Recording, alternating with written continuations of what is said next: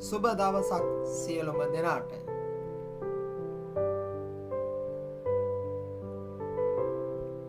තමාගේ නාස්පුඩු වලට හුස්ම ඇති මනුෂ්‍යයා තවත් විශ්වාස නොකරන්න මක් නිසාද ඔහුගේ වටිනාකම කුමක්ද කියලා යසායා 2:22 සඳහන් කරනවා. තවත් තැනක මෙසේ කියනවා.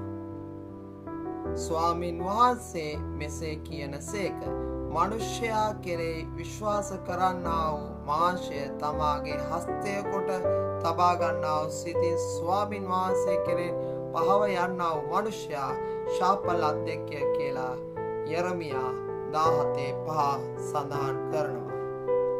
අපේ ජීවිතවල අපේ විවිධ අවස්ථාවන් වල ගමන් කරන විටදී අපි අපේ නෑදෑයන් විශ්වාස කරනවා. ඒ වගේම තමයි අපගේ උගතුන් ධනවතුන් විශ්වාස කරනවා. මැති ඇමතිවරුන් විශ්වාස කරනවා. සමහරු අපේ ශක්තිය ගැන විශ්වාසය තබා ගන්නවා. ඔබ දන්නවද සමහරු කියනවා මගේ ශක්තිය අතපයේ ශක්තිය තිබෙනකල් මම ඔබ බලා ගන්නවා. මම ඔබට කන්න බොන්න දෙනවා. මට ඔබව බරක් නෙවෙයි කියලා ඔවුන් පවසනවා. ගොඩක් වෙලාවට ඔවුන්ගේ ශක්තිය ගැන තමා විශ්වාස කරන්නේ.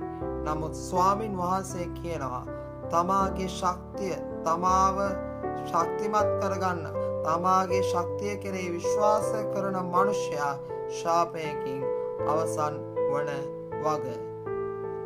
දෙවියන් වහන්සේගේ වචනේ මේ ආකාරයෙන් සඳහන් වෙනවා.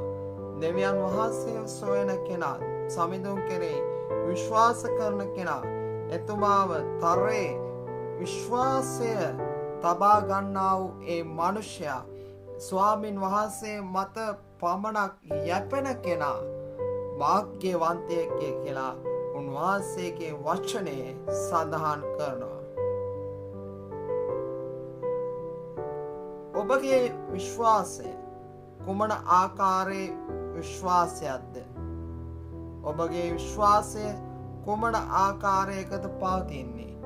ඔබ දෙවියන් වහන්සේව තරේ විශ්වාස කරන කෙනෙක් බවට පත් කරගන්නට අවශ්‍යයි. එවිට ඔබ ආශිර්වාද ලක්නෙක්. එහෙමත් නැත්නම් ඔබ භාග්‍යවන්තයෙක් බවට පත් වෙන්න යනවා. ඒ පොරොන්දුව මත අද දවසේදී ඔබ ප්‍රීති වෙන්න. ඔබ භාග්‍යවන්ත මිනිසෙක්. ඔබ සැමට ජේසු පිහිටයි.